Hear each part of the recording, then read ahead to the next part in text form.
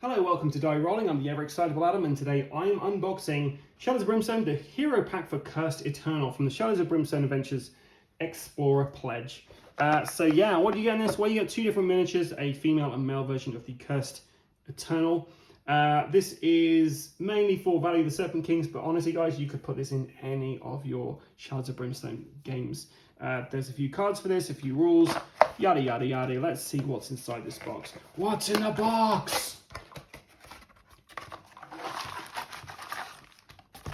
Okay, there we go, empty box. So let's take a quick look at these miniatures. And what's really nice is when you have all these different types of heroes available, you could just actually do an absolute mega game of Shadows of Brimstone. I mean, you got two heroes in here essentially. You could just make both these guys, do an adventure with them, add them to all the other games you've got. Oh, I'm running out of... I've lost count of the amount of different heroes I have at this point, if I'm honest. Right, so we've got information about the Cursed Eternal, their ambition stuff. So let's talk through this. So the Cursed Hero has the bearing the curse. So playing as a Cursed Eternal is a bit different from playing as most other hero classes. They're fun and powerful fighters with many sinister tricks up their sleeve that come from being touched by the darkness. The Fountain's Curse, a magically refilling bottle of fountain water, are both a blessing and a curse, as your life force is constantly being drained away, but allows you to shrug off most injuries, mutations, and even death. Only your growing madness truly persists over time. A Cursed Eternal can also be a powerful asset to any hero party, allowing everyone to draw extra loot cards from fights. The downside, of course, being that the Cursed Eternal also brings extra danger, as well as extra potential XP, due to their Stalked by Darkness ability, attracting extra evil to the group along the way. Mythic Conquistador. A Cursed Eternal counts as a Conquistador hero for all abilities and card text, though they do not add a team ability card to the card pool when playing with other Conquistadors, though they do have the ability to gain this through level upgrades. The Cursed Eternal starts with a fountain water item as a free personal item. In addition to this, they should also draw a random personal item as normal. It is best if this is drawn from the Conquistador personal items, but if you not have any of these, it can be drawn from any set of personal items that you do have instead. Cursed Eternals are well travelled after all.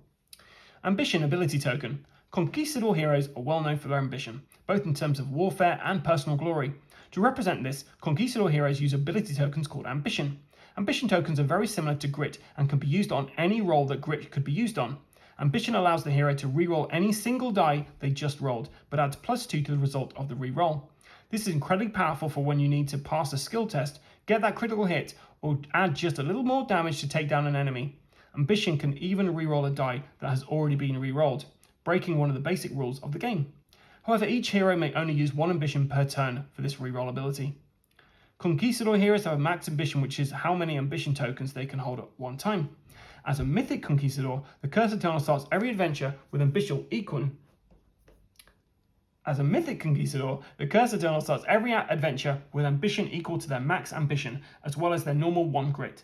During the adventure, whenever the hero would recover a grit, they may choose to either recover a grit as normal or recover an ambition. This works whether they rolled a 1 for movement, used a tonic sidebag token, or any other method for recovering grit.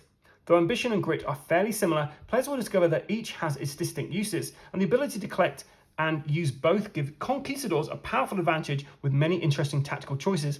It is also important to note that ambition cannot be used during a camp town stay and cannot be used to cancel growing dread cards like grit can. Stalked by Darkness. The Cursed Eternal attracts hordes of enemies that can sense the darkness within him.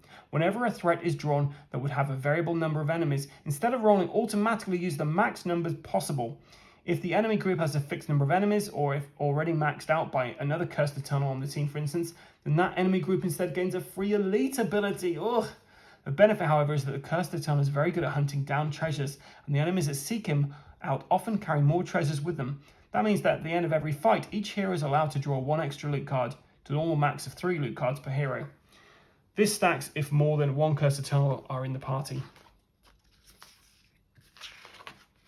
So, here is our character themselves. They have their own Cursed Eternal upgrade chart. So you've got a whole character. This is fantastic. So yeah, that's pretty helpful. Then let's take a look at their base stats here. So agility 2, cunning 4, spirit 3, strength 2, law 3, and luck of 1. Agility 4, max ambition 2, mythic conquistador, so we know all that. And stalked by darkness, we know all that. And they start with Eternal's armor, fountain water, ghost blade, and they get the fountain's curse as their starting point. Starting item. And there's our female one as well. So let's take a look at these. I can get into the pack, Adam. So fountain water, once per adventure, fully heal your health and remove all injury, mutations, and status effect marks you have. Wow. Eternal armor, armor 6+, +3 health. Ghost blade, whenever you kill an enemy model, heal 2 wounds for every 5 health that enemy had, rounding up. If equipped as double-handed, your combat hits do extra damage equal to half your hero level, rounding up, and ignore armor and cover. Then we have the Fountain's Curse, which we have to have.